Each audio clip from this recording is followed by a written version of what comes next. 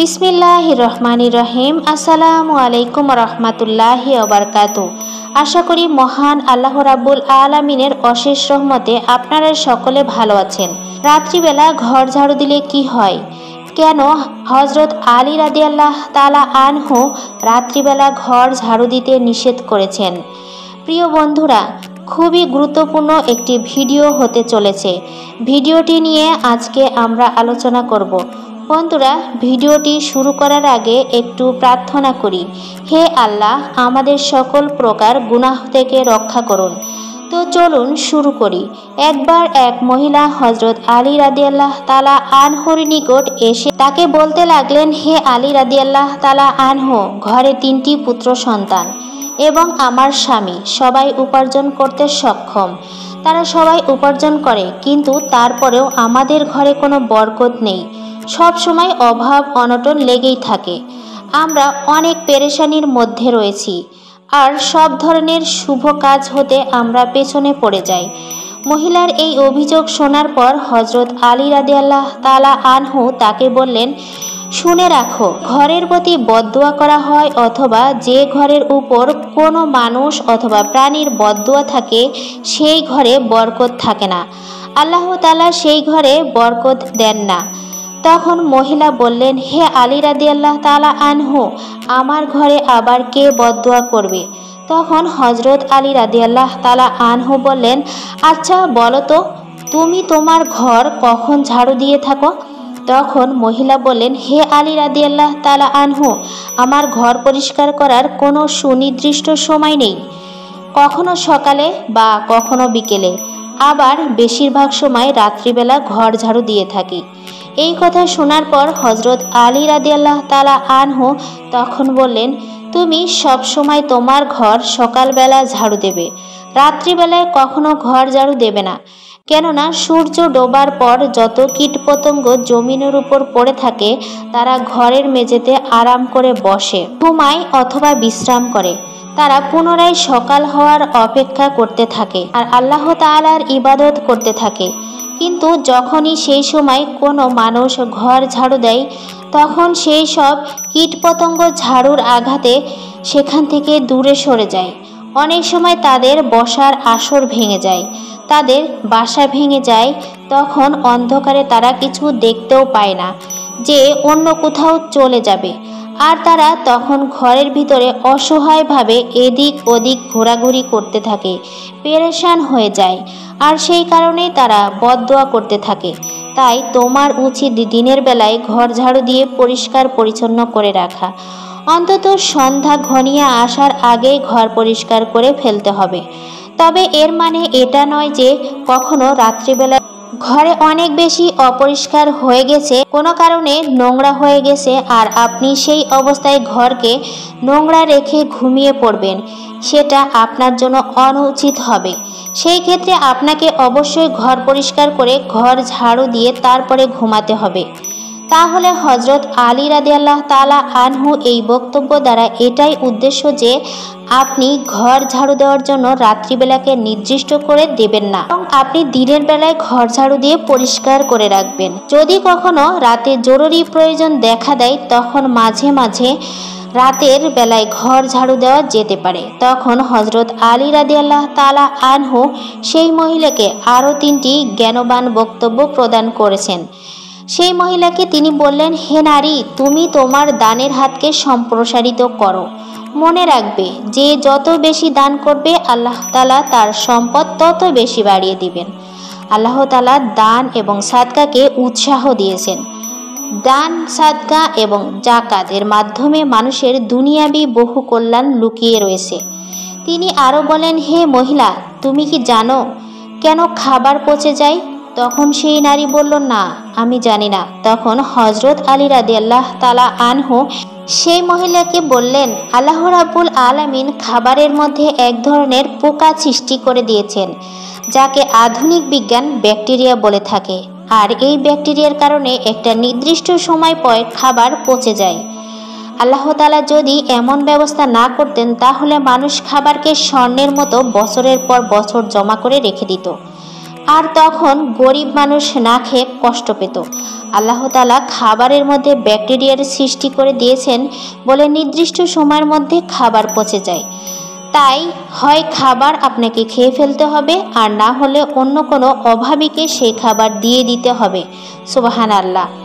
তারপর হযরত আলী রাদিয়াল্লাহু তাআলা আনহু সেই মহিলাকে বললেন, তুমি কি জানো মৃত ব্যক্তির শরীর কেন পচে দুর্গন্ধ বের হয়ে যায়? আল্লাহ রাব্বুল আলামিন মানুষের মৃত শরীর পচে তা থেকে দুর্গন্ধ বের করার ব্যবস্থা করে দিয়েছেন। কারণ এমনটা যদি আল্লাহ তাআলা না করতেন তাহলে মানুষ কেউ কাউকে কবর দিতে চাইতো না। তারা তাদের প্রিয় মানুষ আপনজনদেরকে তার মৃত শরীর বছরের পর বছর নিজের কাছে রেখে দিত, যেমন আগের যুগের মিশরীয়দের ক্ষেত্রে দেখা যেত। তারা মৃতদেহকে মমি বানিয়ে বছরের পর বছর সংরক্ষণ করত। প্রিয় দর্শক, মনে রাখবেন পৃথিবীর প্রত্যেকটি আপাতত দৃষ্টিতে অপছন্দনীয় কাজের ভিতরে আল্লাহ রাব্বুল আলামিন কোনো না কোনো হিকমত লুকিয়ে রয়েছে। যেমন ধরুন, আপনার উপর কোনো বিপদ মুসিবত এসে পড়লো আর আপনি তখন পেরেশান হয়ে যান, কষ্ট পান আর হাহুতাশ করতে থাকেন। কিন্তু আপনি কি জানেন এই বিপদমুক্ত বলে আপনাকে বাঁচিয়ে রেখেছেন কিভাবে? মহান আল্লাহ পাক রাব্বুল আলামিন মানুষের মধ্যে অনেক বিপদ মুসিবত দান করে থাকেন। তা না হলে মানুষ কখনো সুখ শান্তি অনুভব করতে পেত না। কষ্ট আছে বলেই সুখ শান্তি আমাদের এত ভালো লাগে, অন্ধকার আছে বলে আমরা দিনের আলোকে উপভোগ করতে পারি। একইভাবে দুঃখ কষ্ট ও পেরেশানি আছে বলে সুখ অনুভব করা যায়। দুঃখ কষ্ট মানুষের জীবনে না থাকলে মানুষের জীবন অত্যন্ত বিরক্তিকর হয়ে পড়ত। তাই মনে রাখবেন, কষ্টের মধ্যে স্বস্তি লুকিয়ে আছে।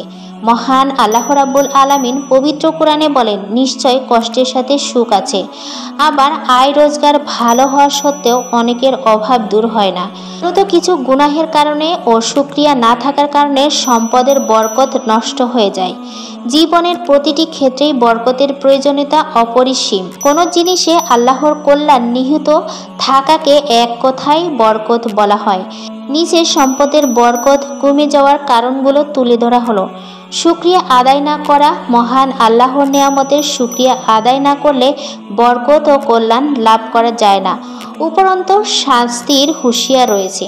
আল্লাহ বলেন, যদি তোমরা কৃতজ্ঞতা স্বীকার করো তাহলে আমি অবশ্যই তোমাদের বেশি বেশি করে দিব, আর যদি অকৃতজ্ঞ হও তাহলে মনে রেখো নিশ্চয় আমার শাস্তি অত্যন্ত কঠোর। সূরা ইব্রাহিম আয়াত ৭। পাপাচারের কারণে যেমন আযাব গজব নাজিল হয়, তেমনি জীবিকার বরকত ও দূরীভূত হয়ে যায়। সূরা আরাফ ৯৬।